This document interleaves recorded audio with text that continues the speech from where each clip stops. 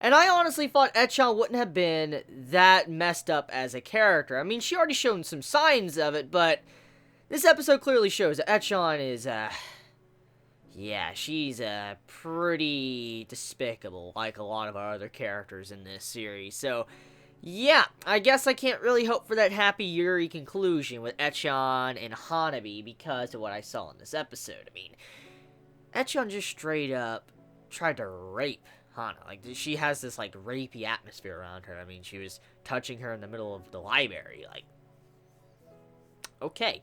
Anyways, let's just talk about something that I really noticed. It was kind of obvious in this episode, and that was how Echan's entire change of how she seems to be a hell of a lot more aggressive. She's going after what she wants. She doesn't want to let go of who Hanabi is.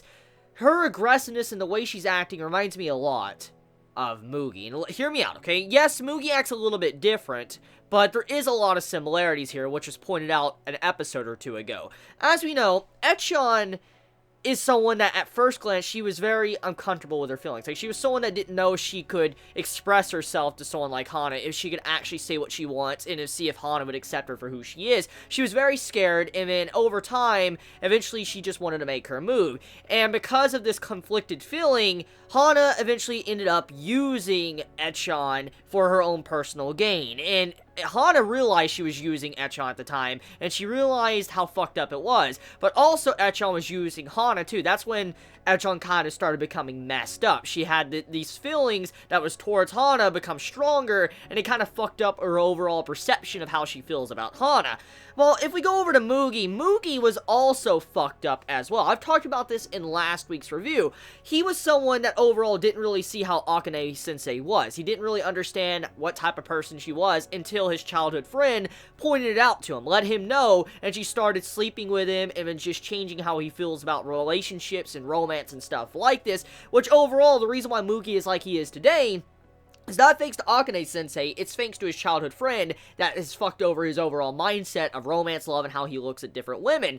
And that's kind of what's going on here. There is a very big similarity between Echan and Mugi. Echan has been warped thanks to what Hana did, how Hana made Echan into who she is, used her. And the reason why Mugi is like he is thanks to how his childhood friend, fucked him over and warped him to what he is now. And when you saw in last week's episode, she's like, I'm taking responsibility. I let you do this to me and all that because, I did it to you and I changed you. I'm just, making up for what I did. I'm just, actually I'm playing my part because I caused all this to happen. It's my fault why you're like this. And so she was taking responsibility. And that's exactly what was going on in this episode. Hana didn't want Echan to act like this, but then when, Echan was doing this stuff to her, she's like, I guess I reap what I sow. I deserve this. I was using her and I was doing it for my own pleasure to feel good. And I guess that I deserve this. And that's kind of how she was feeling in this episode. And so there is a very big similarity between these two characters of how Mugi is and Echan. And I wonder if that's kind of where the writer of the series was trying to go with it,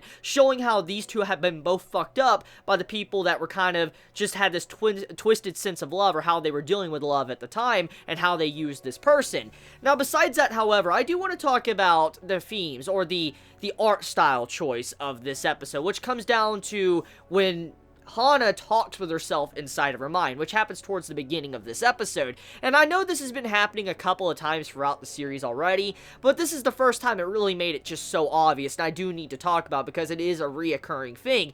There's oftentimes we see like a mini Hana pop up. It's like a child version of herself, and she starts talking with herself. It's kind of like she's talking with herself inside of her mind. It's like, how when you think it inside of your mind, you're disagreeing with yourself or you're agreeing with yourself, and you're just having a lot of these conflicted thoughts going on in your head. That's kind of what Hana was doing. She was processing all of her emotions and how she feels about what is going on in her life.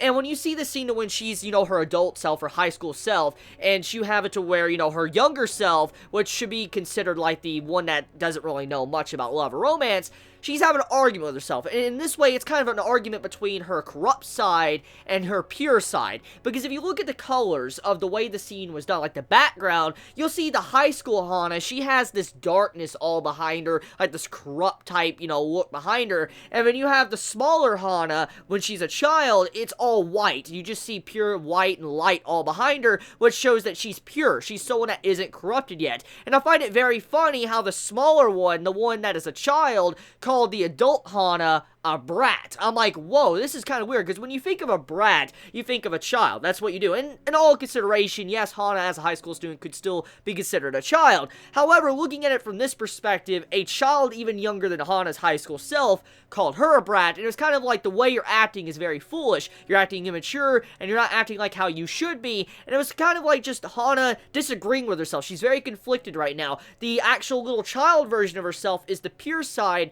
that wants Hana just to wake the fuck up and realize what is going on, while her other side, she's in the process of not knowing what direction she needs to shift over. Does she need to completely become, like, corrupt, or does she need to actually try to go back over to the pure side? And that's kind of what's going on there. She's conflicted with her emotions, and that's what that scene was trying to convey with the character of Hana, showing that she doesn't really know what she needs to do. So she's not at the point of no return yet with her character. Like, she's not at the point to where she's like Akane-sensei, and she's just a complete utter bitch or heinous woman. She's not like that yet. Yes, Hana's done some despicable things already. She's done some things that are absolutely disgusting, but she is not at the point to where she cannot come back from it. But what Akane has done so far, she's at the point to where she's fully corrupt. Everything about her is completely corrupt. She hides behind masks and these images she shows to everyone. That's not truly her real self, which that's one of the big points of this episode, showing how no matter what you do, don't show your true self. And I love the theme of that, showing that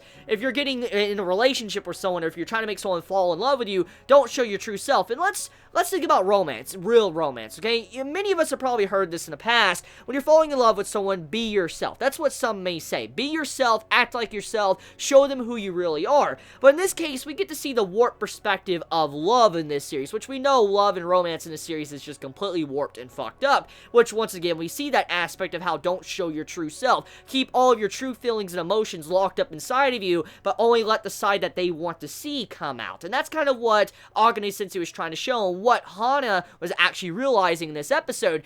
Akane-sensei is someone that constantly hides her true feelings. We saw in last week's episode, when she was trying to seduce Kanai-sensei, that she was constantly thinking in her mind, like, oh, you're boring, oh, you're a beta male, different things like this. She was just completely making fun of this man. And we saw how she's thinking in her mind, and how she just didn't really care about anything that was going on around her. She wasn't actually saying anything she truly felt. She had her own thoughts inside of her, while she was acting completely different on the outside. So that goes along with what Hana found out in this episode, that don't show your true thoughts, don't show your true feelings, and that's kind of what Akane was doing. She wasn't really sharing what she truly felt or thought. She was just going with the moment, and she was also just putting on a fake mask, and this is showing how different Akane and Hana is, because Akane, she's someone that has such a high amount of self-confidence that she doesn't really care. She has confidence in herself, and she's fine with it. She can just move on, and she has such a good job with hiding her, insecurities, that it's pretty easy for her, because she's had a lot of time to kind of get used to this. While Hana, she's someone that's just recently realized, if it feels good, maybe, I need to keep doing it. I just can't stop doing it because it feels good. And she's starting to learn this type of aspect, and she realizes how she is not to the level of Akane. When she thinks like, holy crap, I don't have the self-confidence as Akane, it just shows you the comparison of these two characters. So it shows that she's not at that point of no return, which goes along with that theme earlier on in the episode, with showing the smaller Hana and then the high school Hana and how they were kind of arguing with each other. So well done, Kuzu no Hankai. I love the contrast of that. I really do. And once again, I just gotta say, if I had a hat, I would tip it to the wonderful antagonist that Akane-sensei is, because even though I just dislike her as a person, like, I straight up hate her, I gotta admit, I gotta like a villain when a villain is written well. And this villain is really doing the job of a good villain. Because what a villain should do is progress character development, or in this case, I guess, regress the character to the point where they need to go through development, or completely break the character, one or the other. And that's kind of what Akane-sensei is doing. She's breaking Hana down. She's completely just ripping her apart, destroying everything in her perspective on what love should be, and just changing her permanently. That is what Akane is doing as the villain of this series. You can hate her, you can dislike her, but you cannot tell me she is not a good villain. What she's doing with Hana just shows how it's changing her, like how she's fucking up her overall mindset of how love or romance should be. And when you see Mugi's scene in this episode with Hana, it just once again kind of concretes that fact of how much Hana is changing thanks to the influence of Akane-sensei. Let's talk about the kiss scene. Towards the end of the episode, we see Hana and Mugi have a little kissing. They start kissing, everything's natural in that kiss scene. It doesn't seem like anyone has any embarrassment. It seems like a normal kiss. And at first glance, it doesn't seem like anything really that bad from it. But then, Mugi talks in his mind, he's like, whoa, that was a good kiss. That was really normal for a kiss. It's like, she's clearly gotten used to and got practice. And then while he's walking away, he's like, my tramp detectors are going off. And I'm like, oh, shit. Like, okay, it shows that Hana has been with a bunch of people recently, kissing a bunch of people, and she's gotten used to the feel of kissing, and so she doesn't know how to properly kiss, which that was one of the themes of this episode, that she doesn't know how to kiss someone she truly loves, because she's gotten so used to kissing people, she doesn't know how it should be to kiss someone you're truly passionate about, and now she just is good at it, but she doesn't know how to put all those feelings in it, like if she truly loves someone, and Mugi was able to realize this, like, holy crap, she's gotten good at this, like, my tramp detectors are going off, because she's been with a lot of people in this episode, Echon and the other dude that was with Akane-sensei, and she's getting good with this type of stuff, and I like how, once again, Mugi was able to see how much she has changed, how much she is changing. I'm like, holy shit. Now, another thing I do want to dive into before I end this video is, once again, back to the comparisons with Mugi and Echon. Now, Echon, as I said, she's very similar to Mugi because of, how they've been fucked up by, their childhood friends. But also, let's look at something of how Mugi views Akane-sensei and how Echon views Hana. As we know, Mugi, he knows the truth about Akane-sensei. He knows how she truly is as a person. He knows she is really fucked. Like, the way she views romance, the way she doesn't show her true self, he knows how she is. Like, he understands that, and he knows how she acts. But he still loves her. It's blind love. He loves her even though he knows how despicable she is as a person.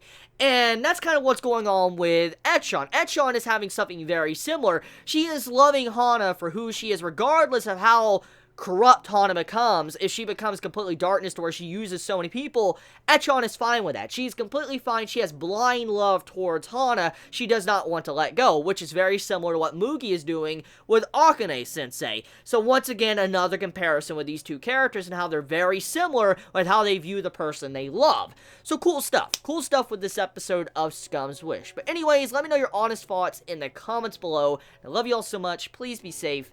Chibi out.